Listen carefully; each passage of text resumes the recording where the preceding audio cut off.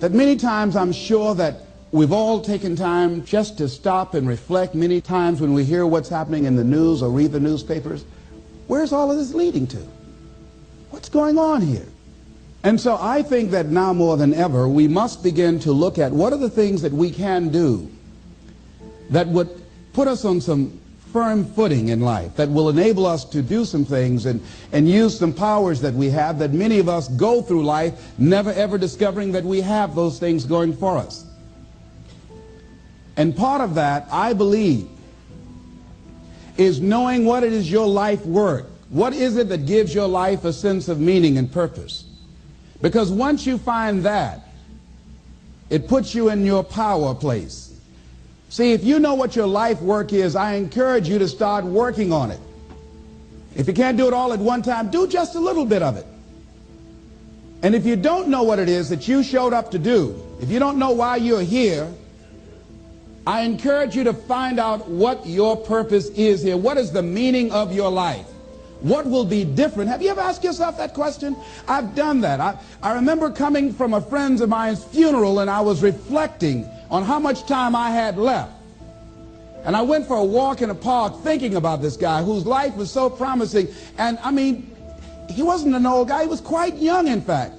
And I thought about all of the things that he said he was going to do, and he never got a chance to do those things. And I started thinking about my own life and how much time I had left to do the things that I would like to do. And at that time, I wasn't sure what my life purpose was, what my life's work was. I wasn't sure about it at that time. And I thought about it quite a lot. I had some idea, but I wasn't convinced. That I don't think I felt worthy. I didn't believe that it could be me to do this kind of work that I'm doing right now. And I say to you that if you begin to take a conscious effort to find out what it is that you're supposed to do, I say that it can literally save your life. I said that it can literally save your life. 85% of the American public, according to recent studies, are going to jobs that they hate, working on jobs that do not challenge them. They get sick thinking about going. Because, see, when you go to a job and you already know how far you can go, you can already see that proverbial glass ceiling. See, when you're going someplace and you already know how much you're going to make, you already know how far you can go, you're in a dead-end position. It erodes your self-esteem. It lowers your sense of yourself. It creates an inner turmoil. It creates an emptiness in you. So I say that your life is worth finding what it is that you're supposed to do. And I'm not saying quit your job. I'm saying find it and do just a little bit of it. Just start working at it just a little bit, but do find out what your work is and hold on to it, and don't let your dream go. Don't let it go.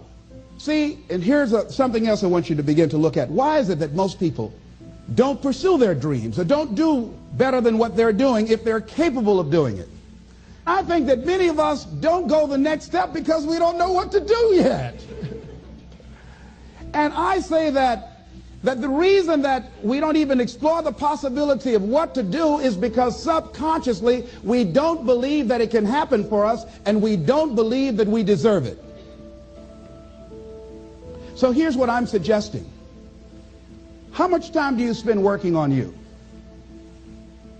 How much time do you spend every day working on your dream? In the last 90 days, how many books have you read? In the last year, what new skill or knowledge have you acquired? What kind of investment have you made in you? So I'm saying that as you begin to look at where you want to go, if you want to make it today, and things are changing so fast you have to literally run to stand still, I'm saying that you've got to make some conscious effort to begin to work to develop you. Here's something else.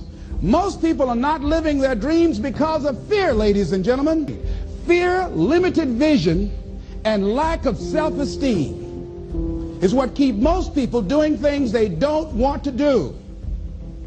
The same reason that people stay in relationships where they're abused or they're unhappy or it's unfulfilling, they can't see themselves beyond that relationship. They can't see themselves enjoying life without that person. They think that this is all that they can do. The same reason that people get stuck at a certain level in life, they can't see things being better for them. And they think that this is it and this is all they deserve. This is all they've ever seen. It's been passed on to them.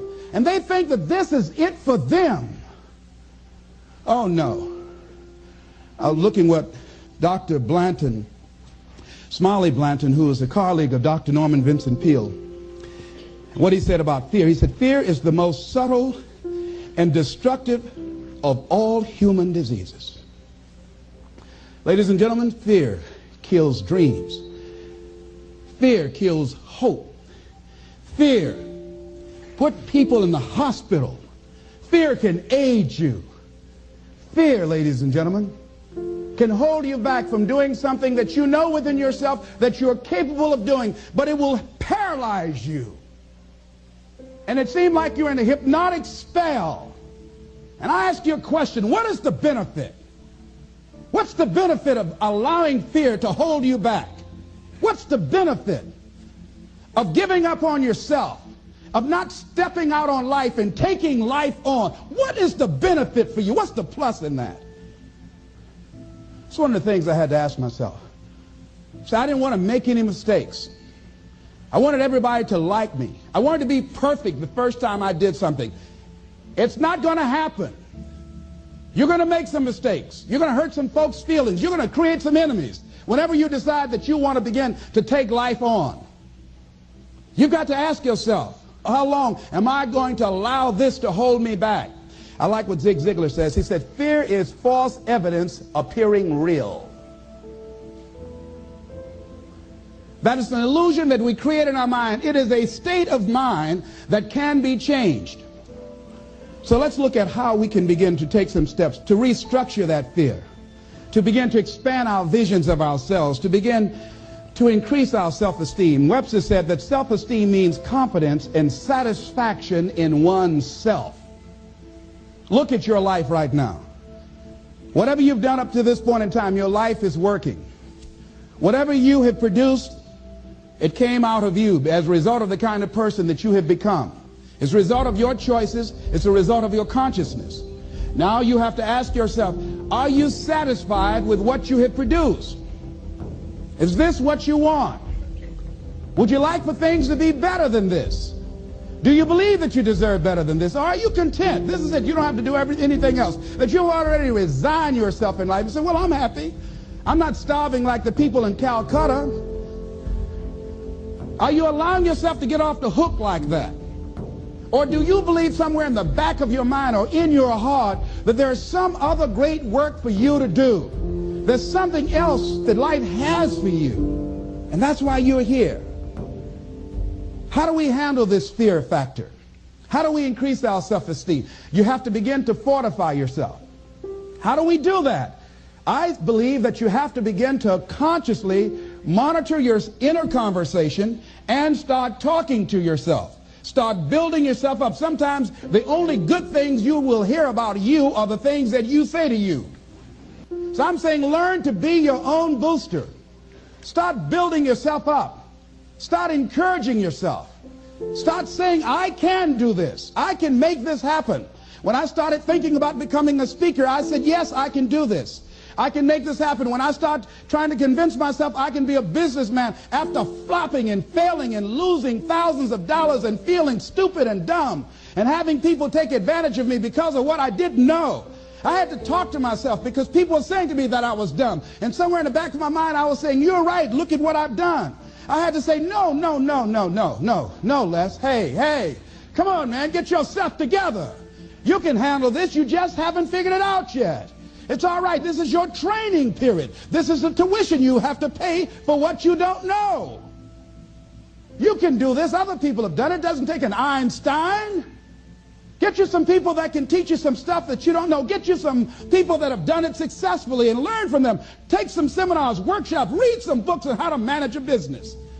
Change the way you see yourself and begin to tend to the personal details. Understand that nobody's going to take care of your business better than you. And when I start changing that kind of mindset of beating myself up because of my mistakes and start looking at the possibility of my doing better, of my making the adjustment that would enable me to do what I want to do successfully, things begin to change. And I'm saying, stop beating up on yourself. You do it. I know you do it. I've done it. It's a natural inclination for us to put ourselves down. See, we are born negative, I think, in a negative consciousness because we live in a negative world. Here's some other things, ladies and gentlemen.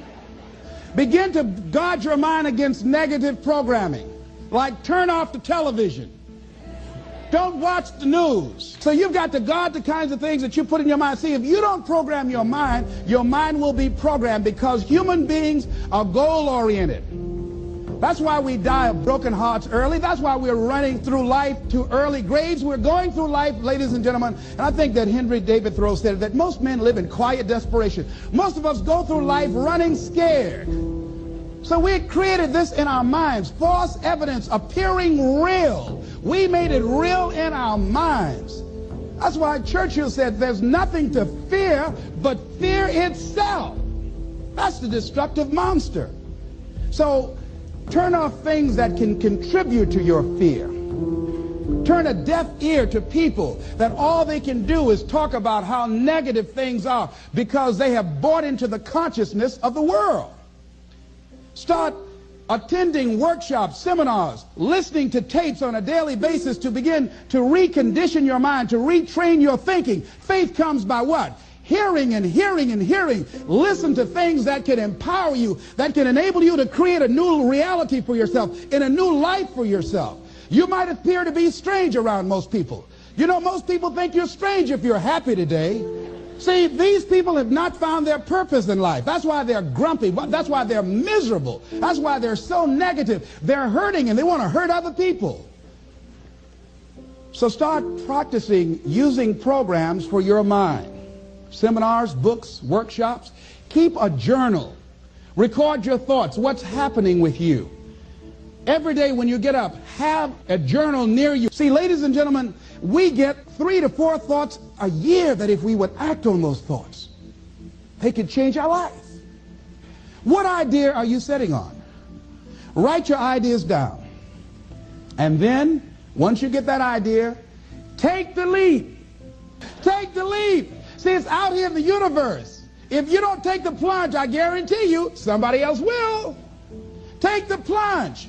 Go into action. And ladies and gentlemen, you will be surprised at how things will come together. You'll be surprised. Now, you're going to have some difficult challenges. I can tell you that now. Be aware of that. Things are not going to work out exactly right. For a time they will, sometimes. And that's when life is just playing a game with you. Want you to feel good and relax. But ladies and gentlemen, go into action with your dream. And don't avoid where the fights are. Get in the midst of the fight. Get knocked down so you can learn how to fight, so you can hold your position. See, most people don't get out in the arena of life because they don't want to fight. Most people don't get out there because they don't want to get knocked down. They don't want to be dropped to their knees. But see, you're going to be dropped whether you're on the field or whether or not you're sitting on the sidelines. You're going to be dropped. So at least get dropped for something. See, that's how most people are spectators in life. You don't want to be a spectator. You want to get out in the field where the action is. And you will be amazed. After the struggle, there will be a calm period and things will begin to click for you.